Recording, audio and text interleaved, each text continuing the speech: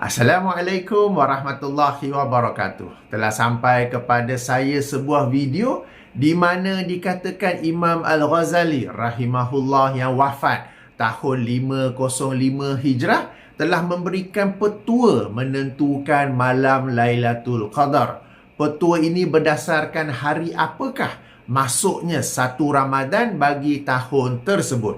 Ayuh kita tonton dan dengar video yang dimaksudkan. Link saya tidak dapat berikan kerana saya dapat video ini melalui WhatsApp tanpa link.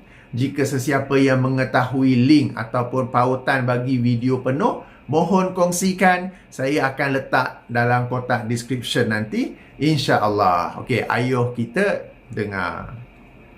Kita ambil pandangan Imam Ghazali. Pandangan Imam Ghazali inilah yang paling banyak diambil oleh para ulama Nusantara. Maknanya ulama Nusantara kalau nak tentukan Lailatul Qadar, mereka akan ambil jalannya Imam Ghazali. Maka Imam Ghazali kata apa dia? Dia kata, dan sebahagian para ulama berpendapat malam Al-Qadar itu terjadi pada waktu yang berbeza sesuai hari masuknya bulan Ramadan.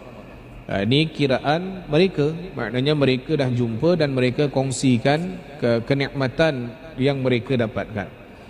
Maka katanya, maka jika hari pertama masuknya bulan Ramadan, maka berlakulah Lailatul Qadar pada malamnya sekian. Maknanya Imam Ghazali letakkan bila hari masuknya bulan Ramadan, maka hari pertama masuknya Ramadan tu barulah kita tahu bila berlakunya Lailatul Qadar.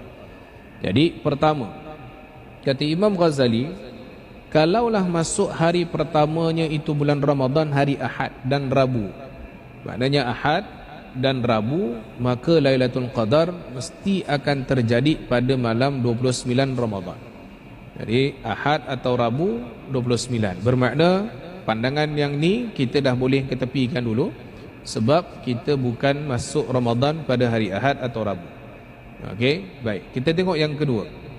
Kata Imam Ghazali, kalaulah jatuhnya Ramadan yang pertama itu hari Isnin, maka Lailatul Qadar itu terjadi pada malam 21 Ramadan.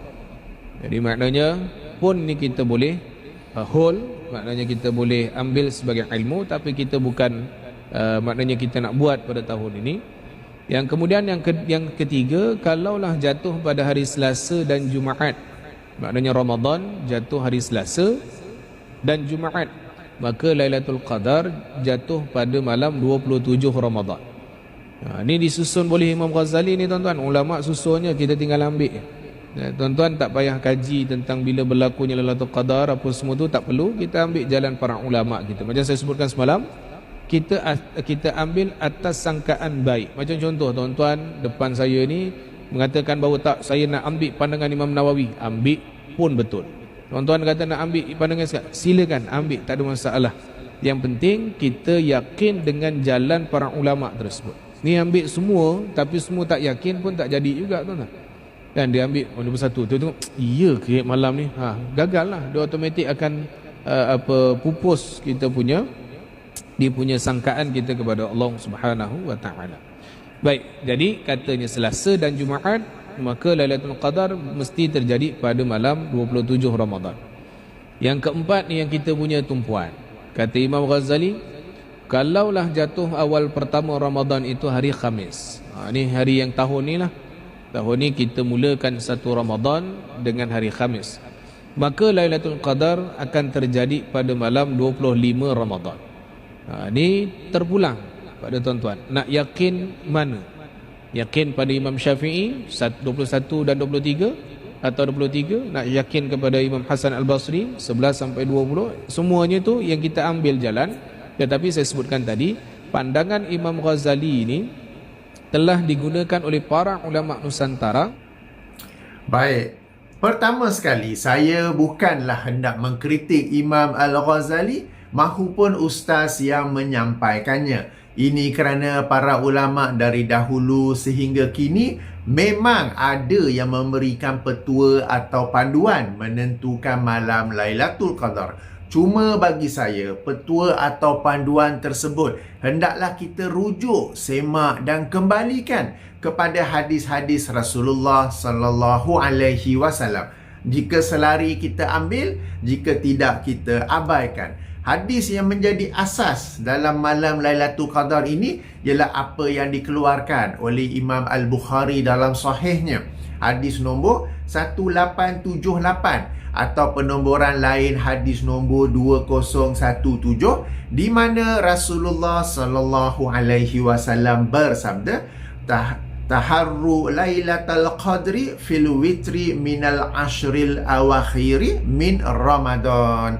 Carilah Lailatul Qadar pada malam-malam yang ganjil daripada 10 malam yang terakhir daripada bulan Ramadan. Yang ini membentuk asas. Okey.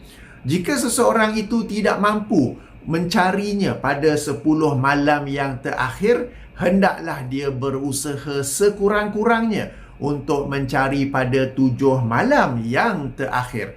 Dalam hadis yang dikeluarkan oleh Imam Muslim, dalam sahihnya hadis nombor 1989 atau penomboran lain hadis nombor 1165, Rasulullah sallallahu alaihi wasallam bersabda, altamisuha fil ashril awakhiri, yakni lailatul qadri, fa in da'ufa ahadukum au ajaza fala yughlabanna ala sab'il bawaqi. Bermaksud carilah ia pada 10 malam terakhir, yang ini malam Lailatul Qadar.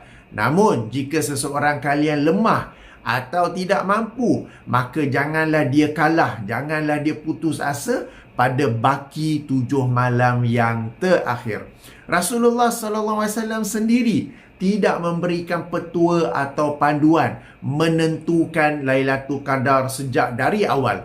Maksudnya ialah daripada awal lagi, daripada sebelum masuknya seseorang itu ke baki 10 malam terakhir bulan Ramadan, baginda tidak memberikan petua atau panduan bilakah malam tersebut. Apa yang ada ialah baginda SAW memberikan beberapa petanda atau alamat, seperti pada malam tersebut bulan terbit seperti potongan bekas simpanan air. Okey, maksudnya apa di sini? Zaman Rasulullah SAW, bekas air dibuat daripada kulit binatang. Dan kulit itu apabila dijahit dan dijadikan bekas minuman, ia seperti bulan, tapi bukan bulan penuh. Lebih kurang bulan yang dia bulat, tapi kemudian di situ dia melengkung. Jadi bila mereka minum pun, mereka minum dari bahagian ujungnya tu kan. Okey, itu hadis pertama. Hadis kedua, malam yang terasa nyaman. Hadis yang ketiga pula, paginya matahari tidak terik.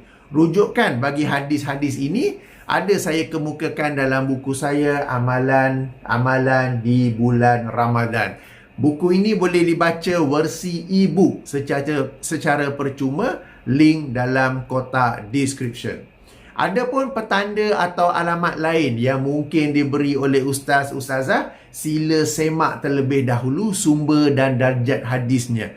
Kalau tak tahu, tak apa, abaikan sahaja. Okey, merujuk kepada petanda ataupun alamat ini, seseorang itu hanya akan dapat mengetahui secara yakin Lailatul Qadar setelah berakhirnya bulan Ramadan dengan menganalisa kesemua 10 malam terakhir berdasarkan alamat-alamat yang disebut dalam hadis tersebut. Ini kerana alamat-alamat itu mungkin wujud secara berbeza-beza di antara malam yang berbeza-beza. Sebagai contoh, malam 21 mungkin memiliki alamat sinaran matahari yang tidak terik pada pagi esoknya. Malam 23 mungkin memiliki alamat suasana yang nyaman. Malam 25 mungkin memiliki suasana yang lebih nyaman berbanding malam 23. Malam 27 pula mungkin disinari dengan bulan yang terbit seperti potongan bekas simpanan air. Manakala malam 29 mungkin memiliki kesemua 3 alamat sekaligus. Jadi bila dah hujung Ramadan, dah habis Ramadan, baru kita dapat menganalisa setiap malam dan malam yang paling banyak ada petanda-petanda tersebut, alamat-alamat tersebut ialah pada malam 25 misalnya, malam 29 misalnya. Okay? Sebab ya, tujuan diterangkan alamat-alamat Lailatul Qadar ini bukanlah untuk menetapkan malam yang tertentu, tetapi sebagai satu sumber motivasi untuk kita terus beramal dalam rangka mencari malam Lailatul Qadar. Kemudian di sana terdapat juga hadis yang seolah-olah menentukan tarikh malam Lailatul Qadar. Misalnya hadis yang dikeluarkan oleh Imam Abu Daud dalam sunannya, hadis nombor 1172, atau penomboran lain hadis nombor 1380, di mana secara ringkasnya ada seseorang yang ingin pulang ke kampungnya, namun pada waktu yang sama ingin juga meluangkan satu malam beriktikaf di Masjid Nabi. Ini pada 10 malam terakhir tu lah.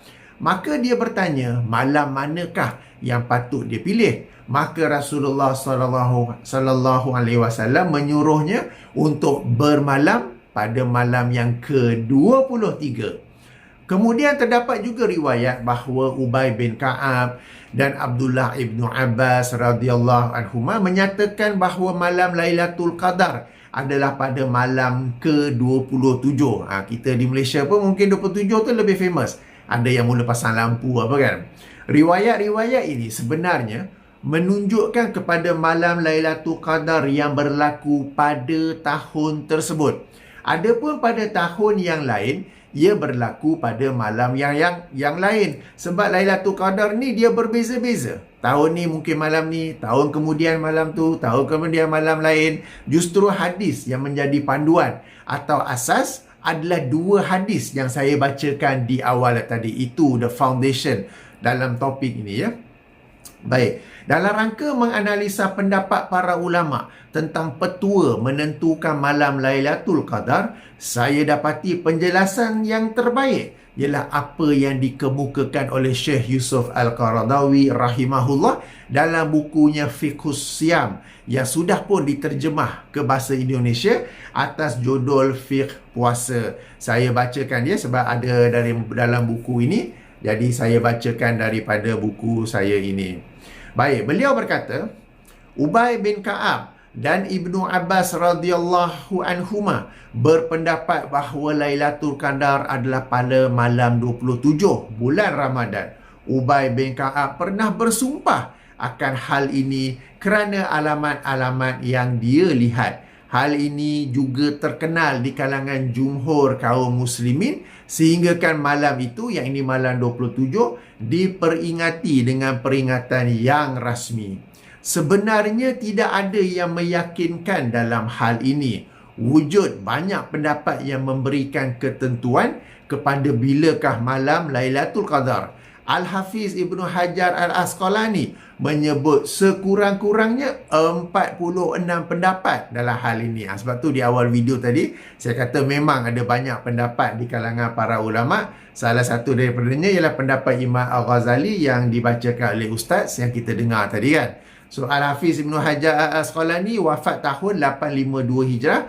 Beliau kemudian daripada Imam Al-Ghazali. Jadi bila disebut 46 pendapat tu mungkin salah satu daripadanya ialah pendapat Imam Al-Ghazali. Okey, Syekh Al-Qaradawi menyambung, di antara pendapat-pendapat tersebut sebahagiannya dapat dikembalikan kepada sebahagian yang lain. Yang paling kuat adalah ia berlaku pada malam-malam ganjil daripada 10 malam terakhir bulan Ramadan. Ia berpindah-pindah dari tahun ke tahun sebagaimana yang dapat kita fahami daripada hadis-hadis yang membicarakan masalah ini.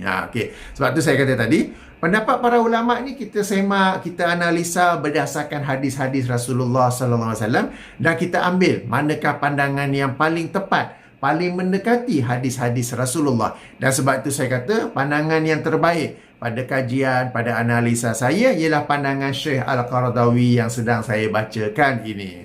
Baik, seterusnya beliau juga menjelaskan, milik Allah lah hikmah kebesaran yang ada di sebalik rahsia-rahsianya. Sekiranya kita mendapat keyakinan bahawa Lailatul Qadar berlaku pada malam tertentu sahaja, tentu semangat kita akan kendur di sepanjang Ramadan dan merasa cukup dengan menghidupkan malam yang ditentukan itu sahaja.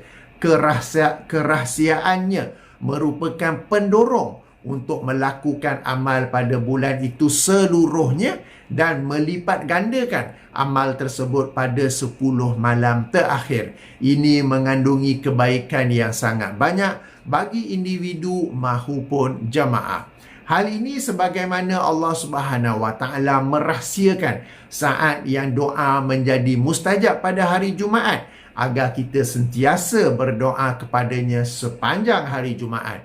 Allah juga merahsiakan namanya yang paling agung yang apabila digunakan pasti akan dikabulkannya agar kita berdoa dengan menggunakan nama-namanya yang baik, Al-Asmaul Husna, secara keseluruhan. Sekian Al-Qaradawi.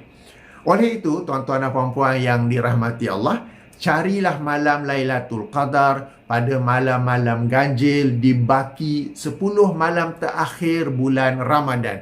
Kita menyayangi dan menghormati para ulama, tetapi kita lebih menyayangi, menghormati dan mengutamakan Rasulullah sallallahu alaihi wasallam. Justru apa yang para ulama sampaikan, kita semak dengan sunnah Rasulullah yang mulia. Jika bertepatan, kita ambil. Jika tidak, kita ketepikan atau kita abaikan. Jadi, pada analisa saya, apa yang disampaikan oleh Syekh Al-Qaradawi, inilah yang sebenarnya selari dengan sunnah Rasulullah sallallahu alaihi wasallam. Baginda membiarkannya terbuka supaya kita setiap malam berusaha dengan memaksimumkan amal soleh kita supaya mungkin pada salah satu malam itu akan kena dengan malam Lailatul Qadar. Kalau telah ditentukan daripada awal lagi, malam 25, malam 27 ke, malam 29 ke, jadi manusia ni dia akan biasa-biasa je. Bahkan mungkin tidak beramal soleh langsung.